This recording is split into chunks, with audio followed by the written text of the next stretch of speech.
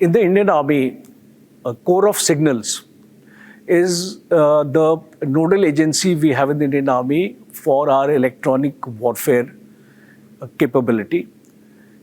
Today's war is different.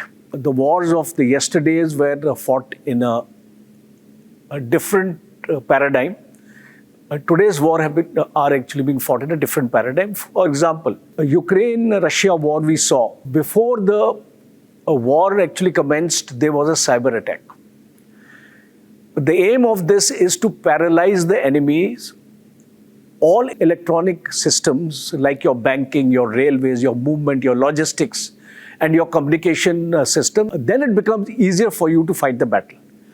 And that is why what you are actually mentioning now is that our deployment of our electronic warfare spectrum, which involves very powerful jamming systems, very powerful interception systems, as well as high energy weapons. Because see, today electronic warfare has to be meshed with your firepower, because both have to work in tandem.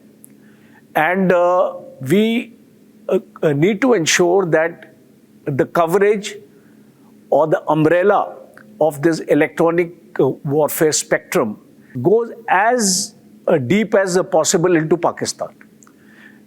Monitoring of their electronic warfare signals, jamming them, and making them redundant is the aim of our electronic warfare capability.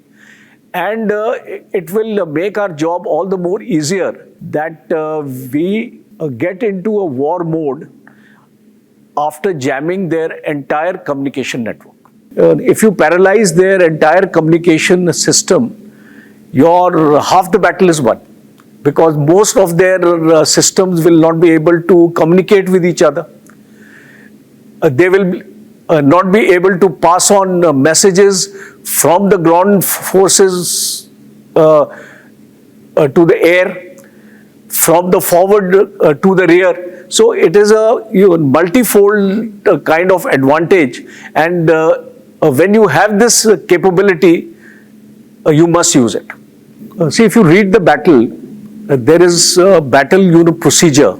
It's a laid down standard operating procedure, how a war has to be fought. And before the start of the war, what all activities you must take place. So we are undertaking all preparations to be ready for war. We will not initiate this war. We are only going to hit their terrorist camps and the terrorist targets and the high value targets and the people who are actually behind the terror infrastructure in Pakistan. There may be a possibility of escalation from the Pakistan side. And if that escalation takes place in a manner that we may have to go for war, we have to be prepared. And that is why all these activities, what you are seeing, the jammers, the movement of the RT guns into the gun position, the dumping of ammunition is taking place, the logistics is moving around, the fuel oil and lubricants are also available, your logistic areas are getting activated, and your entire mobilization is taking place to ensure that you are ready for the eventuality in case you have to go to war. See, Army has got fighting arms, Army has got supporting arms, and Army has got services. The fighting arms are the one who will be actively taking part in the battle. These are primarily infantry, artillery, armored corps, things like that. Supporting arms are your signals, engineers, and your air defense. And your services are the Army Ordnance Corps, the Army Services Corps, electrical and mechanical engineers, and your Army Medical Corps, and of course the RVC and other corps. So basically the services are the logistic elements of the Indian Army. They will ensure your ammunition requirements, your ration requirements, your fuel requirements, and all your medical in the case of casualties, your casualty evacuation has to take place. So this is the role of the services. The role of artillery is use of heavy caliber weapons like your 155 mm gun, your 130 mm gun, your 105 mm guns, and your Smirch, your Pinaka. So all this entire firepower is there with the artillery. The armored corps is basically the tanks, and the infantry and the mechanized infantry are the people who are going to fight your battle, who are actually going into the enemy territory, and you have the special forces also grouped with them. So whenever an infantry moves into battle, the RT starts addressing all those areas which can interfere with the advance of the infantry columns. For example, in Kargil, we use the Bofors guns and we pulverize the entire enemy defenses before the infantry went in for an attack. So they work in very close coordination with each other, the infantry. There is a RT air observation officer who moves with the infantry columns.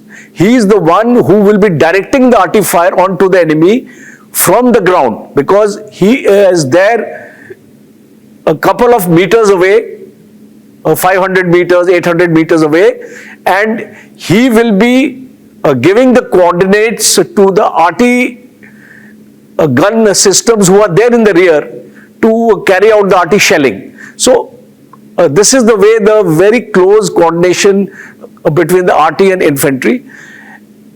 And in areas where the terrain actually permits you, like the deserts, for your mobility, because there are large distances to be covered. So we need mechanized columns and we need your armored columns. There the tanks are utilized to actually cover up those areas to move in thrust lines. See, the situation is fairly critical as of now, because both the countries are preparing for war, and whatever information we are getting from Pakistan also suggests to us that Pakistan is also gearing up for a conflict. But both nations are aware of the fact that we should not get drawn into a long conflict. There will be a price to pay, because any war, if you see, brings back the country's economy by a couple of years. So India is also not interested in a war with Pakistan. Pakistan is not interested, but at the same time, a punishment has to be given to the Pakistan military for the kind of dastardly action in Pahalgam, and that will happen. And if that escalates into war, so be it, because the Indian armed forces is prepared to defend the sovereignty of the country, and if we have to go for war, then we'll go for war.